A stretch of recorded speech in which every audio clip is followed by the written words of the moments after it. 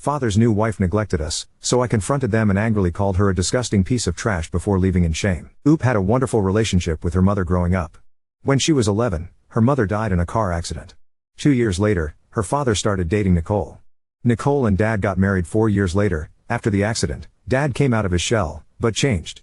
Oop and Sis were neglected, both emotionally and physically. At one point Oop's sister needed stitches and the neighbor had to drive the kids because they had been left alone and Dad refused to come back to get them, partially due to Nicole. He eventually made it to urgent care. Tipping point came when the father, who had always celebrated with the kids for their mom's birthday, forgot mom's birthday and instead went on a trip with Nicole, got delayed and didn't call the kids or say anything about missing the birthday. From the Post, not even a week later, my father has the nerve to tell us about an exciting surprise: Nicole is pregnant. I get angry and tell my father, you need to knock her ass up when you can't even be here for us. I then look at Nicole and tell her she is a disgusting piece of trash and to get out of our lives. My father gets angry and yells at me to go up to my room. Later, my grandpa unexpectedly came over to pick me up. My father didn't text me shit. Even as I left, he wouldn't even look at me. It's been 2 days, and I'm still at my grandparents' home. I feel ashamed for saying what I said, yet I don't feel overwhelming regret. Ida? Edit. When I saw how deep the cut was, I immediately called my dad. He was staying over at Nicole's place at the time. When I called, Nicole picked up. She said, "Hello?" I said, "Sister's name / is bleeding. Can you pass the phone to Dad?" She said, "Dad's name / is busy. I can't." And, immediately afterwards, she disconnected the phone. I then left to go get my neighbor info regarding my dad. According to him, when I was 14 and my sister was 10, my dad dropped us over at my grandpa's farm since he and Nicole were flying out. A day after they returned, my grandpa dropped us back home. We were still sleeping in grandpa's car when this ordeal happened. But, when my grandpa knocked on the door, my dad answered the door drunk out of his mind. From what little he could see, my grandpa saw that the house was a mess. He told my dad that he would bring us back the following day once my dad was in his right mind. We left back to grandpa's place. Then, my grandpa got a call from my dad the next morning, threatening him with the police if he didn't bring us back immediately. My grandpa mentioned that he would speak with my paternal grandparents to see if something can be done about our situation. Update 2. Just wanted to give an update regarding Thanksgiving dinner. When my dad and Nicole arrived, I asked if I could speak with them both. My dad said he didn't want to talk and went into the living room. Nicole still remained by the front door, so I apologized for insulting her. She replied that she needed to leave and went to the living room. Overall, she still seemed rightfully angry with me. Dinner was awkward because my grandma would try to get my dad and I to talk, but he wouldn't really bother. After dinner, I pulled him aside and apologized again. He ignored me and went straight to Nicole. I still wasn't sure if I was heading back with him or not, so I packed everything just in case. When he was getting ready to leave, I asked him if I could come back home. He said Nicole wasn't comfortable having me home even though it had been a few days since the incident. I spent the entire night crying on the phone with my sister. Maternal grandpa tells paternal grandparents he's concerned about Oop's mental health and asks they put Oop in therapy. Paternal grandparents only say they will take Oop to a faith leader who specializes in grief counts, Ling, and refuse to negotiate. Maternal grandpa reams them out, and Dad, and says it was ridiculous for a grown man to throw out their daughter, and it was shameful that my paternal grandparents are not hard-pressed in helping me get back home. Oop is now going to weekly private sessions with the faith leader, and while she is not entirely happy, it does seem to be helping them process their grief. Oop apologized a lot to her dad through text, but he refuses to respond. Maternal grandfather called and Dad has him blocked. Oop is still living with Grandpa. I also wasn't invited to my dad and Nicole's Christmas dinner, which hurt, but I'm starting to not care to have a relationship with my dad. I don't know if my feelings will change. In a twisted way, it was good he didn't let me go back home with him. The space has helped me focus on myself. I ran out of characters in the update, but my sister is still living with my dad. She visits me over weekends and I've walked home with her from school, so I still have some contact. Update 3. Hi everyone, I'm feeling overwhelmed with the amount of messages, but I want to say that I am not literate regarding the laws around my situation. Regarding my sister and I's college fund, my mom worked in a small boutique, and some money earned through that was set aside. While my dad worked as a consultant, and I do know he did put some money into the funds too. I don't know if my sister and I received any money regarding benefits or any monetary inheritance from my mom after she passed. I'm still understanding a great deal of information, and writing everything out first. I even recently opened up a bank account with my grandparents' help, so now, I will not be dependent on him for simple monetary needs. I have thought about emancipation, but in less than a year, I'll be 18, so I am not sure if that avenue is worth my energy given everything else. Also, thank you for leaving info in the comments. I'll certainly be looking into all of that. Also, I know it is a small percentage of people, but please don't send me messages telling me to do violent things to my dad or Nicole or wishing harm on their baby. I don't need that, nor would I wish it upon anybody. Update 4. Oop goes to the meeting and tells counselor what is going on, but asks him to not notify Oop's dad. Counselor gave Oop mental health pamphlets and made a follow-up appointment but didn't answer her questions about what will happen next. A day later, paternal grandpa told Oop that the school called Oop's father to set up a meeting with the counselor. Grandpa yelled at Oop and told her they'll take the baby and sis away, and Oop wasn't raised to lie. Oop gets grounded. Oop doesn't know what happened in the meeting, but knows a police officer was present and they'll do a wellness check. Dad denied everything and told them Oop was just spiteful about losing her mom. Oop isn't in a great mental space, and as punishment, the grandma stopped taking her to the faith leader. Update 5. Hi everyone, I'm only making a mini update. During the meeting with the counselor and police officer, my father knew to expect a wellness check. In fact, he's been home early every single day last week, which is unlike him. My sister texted me last Tuesday that our father came home early from work and told her to behave.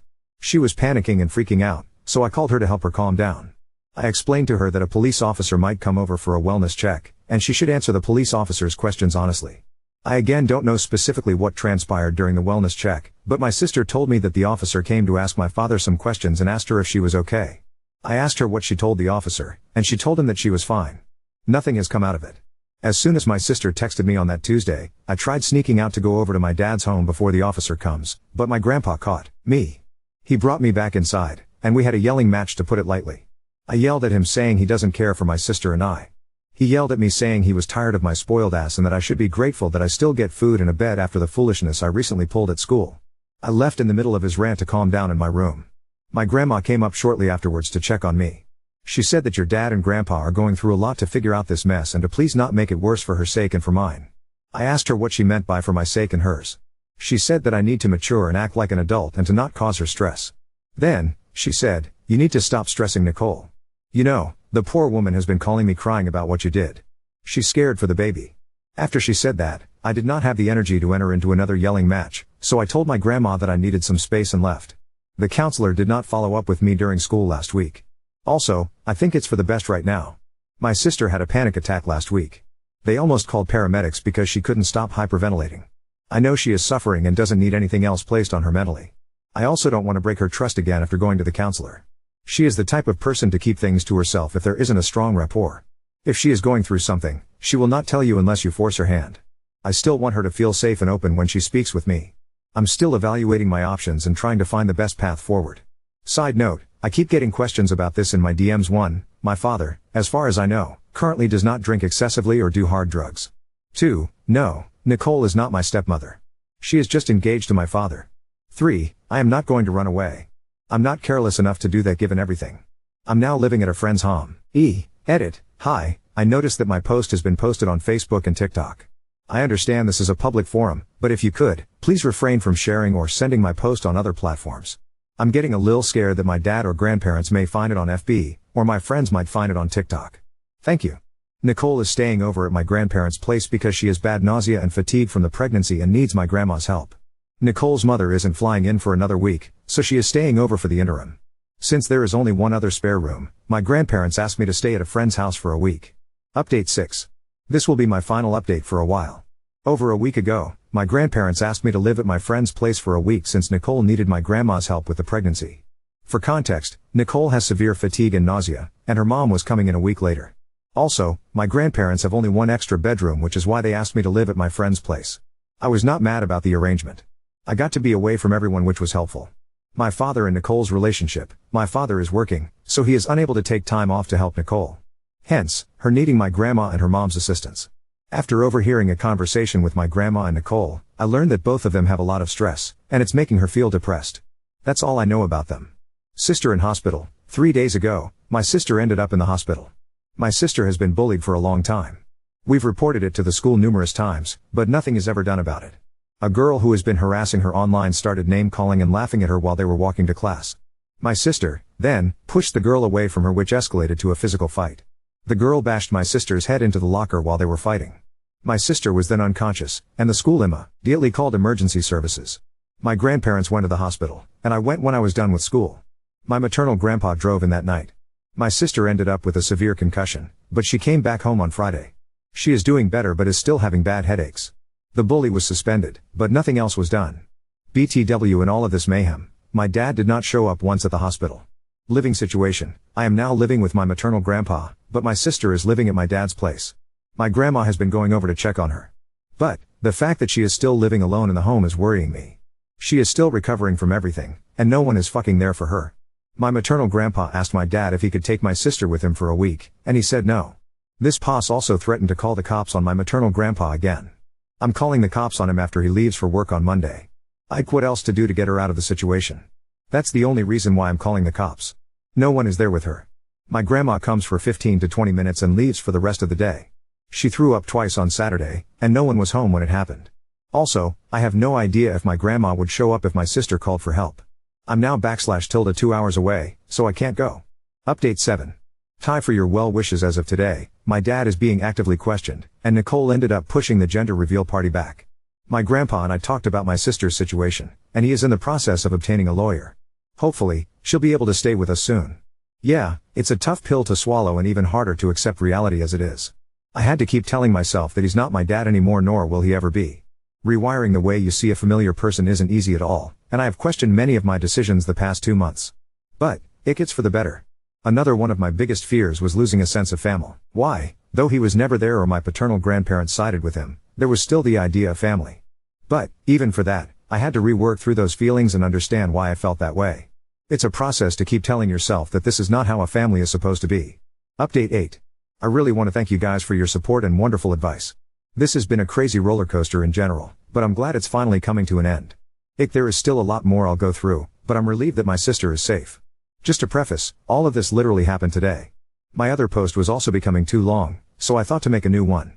At school, the front office lady called me up over the intercom during the middle of my exam. I go over, and I see my dad standing there. This man pulled me out of class, so he can bring me back home.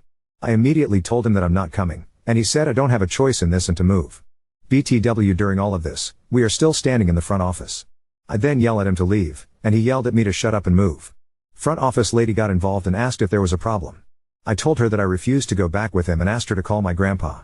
My dad then grabbed my arm and tried dragging me out of the front office, and I just kept screaming. The lady called the security officer, and he came over. My dad told him I'm acting like a brat and I'm the problem child. I told the officer that I now live with my grandpa and not him. They call another officer over, and he tells me that I'm only allowed to leave with my father.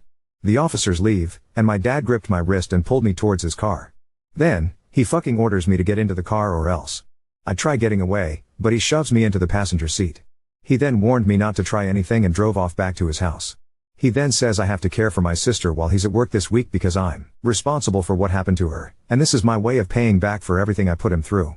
He then texts me a minute after he leaves telling me to not fucking try anything and that he'll physically discipline me if he has to. BTW, he has never physically hurt me or severely threatened me like this before, so it was frightening when I saw the text. A while after he left, I called the cops and said I was taken against my will back to his house and told them about him manhandling me. Cops came over, and maternal grandpa came over. Since no caretaker was home for my sister, and my father didn't pick up his phone, the cops allowed my grandpa to take her back home with us. They located my father a bit ago and arrested him. It's a shit show RN, but now, my sister is living with me and maternal grandpa, so she is at least safe. Update 9. Paternal side family called yesterday and started going off on me. I got called a lot of things and was told I was no longer welcome in their family. IDGAF, they can do whatever they want. School is a 20 minutes walk and a 6 minutes drive from my father's home, but after what happened, I doubt that my father would try to pull something like that again. Also, after the whole call, I blocked them all on everything. I have no intention of speaking or dealing with their business. Regarding the baby, they detected a heart abnormality. They are going to a specialist in a couple more weeks to figure out what exactly is the issue, but the fact that they suck at basic parenting worries me about the baby's care after she is born. Random side note, Nicole is not even Christian. But, grandparents have looked past at the entirety of her and my father's relationship. They have always shitted on me for not attending Sunday school or volunteering more at the church. The people there, aside from 2 to 3 individuals, respect my grandparents greatly and are one and all the same. They will 100% spin this as a child straying from God, and her father, trying to save her BS. Also, this is the same church that kicked a woman out for a suspected abortion. It was never confirmed, instead it was a rumor spread by another member of the church. Slowly and maturely, everyone stopped associating with a woman. These are also the same people who claim my mother's death was part of God's plan to help the drunk driver who killed her reach closer to God. Commenter, if your paternal grandparents try to contact you, make sure you get it in writing or record the convo, if you are in a one-party state. If you're able to get a lawyer pro bono or through funds, make them talk to you through a lawyer. I hope karma gets them really bad. Commenter, I don't know about Nicole, but definitely feels like your dad has been lying to everyone. I won't be surprised if he told her you and your sister were with grandparents when he was out and about with her. My grandpa passed away in May. He was meeting with a friend after a meeting with the lawyers when it happened. I truly do not know how to feel. Everything after was a blur, and I am still having to deal with the aftermath of it. The funeral was rushed and messy. He was not even buried next to my grandmother but was cremated against his wishes. I was never once asked what my grandpa would have wanted. It seemed like people wanted to get over it and move on. I don't even have my grandpa's urn, and I don't know who has it now or what happened to it. I was never given a moment to breathe. Within a week of his passing, I was moved to 2 different homes of relatives I've never met. I've lost a lot of contact with my sister. She is less and less responsive to my calls or texts. My relative is trying to arrange a meeting for us by communicating with my paternal grandparents. He told me that he met with my sister, and she was healthy and doing well. What's going to come from the custody issues now?